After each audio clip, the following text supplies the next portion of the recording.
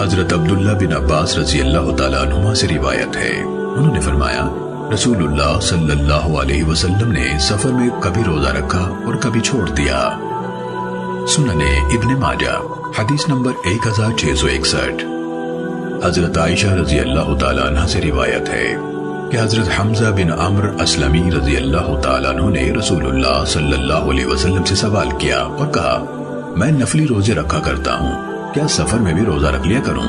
رسول اللہ صلی اللہ علیہ وسلم نے فرمایا اگر تو چاہے تو روزہ رکھ لے، چاہے تو چھوڑ دے۔ سنن ابن ماجہ حدیث نمبر 1662۔ حضرت انس بن مالک رضی اللہ تعالیٰ عنہ سے روایت ہے، یہ صحابی قبیلہ بنو عبدالعشل کی شاخ بنو عبداللہ بن قعب سے ہیں۔ انہوں نے کہا رسول اللہ صلی اللہ علیہ وسلم کے گھڑ سوار دستے نے ہمارے قبیلے پر حملہ کیا۔ میں رسول اللہ صلی اللہ علیہ وسلم کی خدمت میں حاضر ہوا تو آپ کھانا کھا رہے تھے، تو آپ نے فرمایا آ جاؤ کھانا کھا لو۔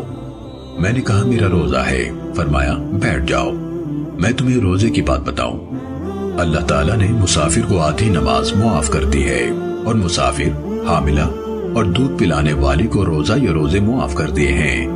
اللہ کی قسم نبی صلی اللہ علیہ وسلم نے یہ دونوں لفظ فرمائے یا ان میں سے ایک لفظ فرمایا۔ مجھے اپنے آپ پر افسوس ہے کہ میں رسول اللہ صلی اللہ علیہ وسلم کے کھانے میں شریک نہ ہوا۔ سنن ابن ماجہ حدیث نمبر 1667۔ حضرت ابو ہریرہ رضی اللہ تعالیٰ عنہ سے روایت ہے، رسول اللہ صلی اللہ علیہ وسلم نے فرمایا بعض روزے داروں کو روزے سے بھوک کے سوا کچھ نہیں ملتا، اور بعض قیام کرنے والوں کو قیام سے بیداری کے سوا کچھ نہیں ملتا۔ سنن ابن ماجہ حدیث نمبر 1690۔ حضرت ابو ایوب رضی اللہ تعالیٰ عنہ سے روایت ہے، رسول اللہ صلی اللہ علیہ وسلم نے فرمایا جس شخص نے رمضان کے روزے رکھے پھر اس کے بعد شوال میں 6 روزے بھی رکھ لیے تو اس نے گویا زبانے بھر کے روزے رکھے۔ سنن ابن ماجہ حدیث نمبر 1716۔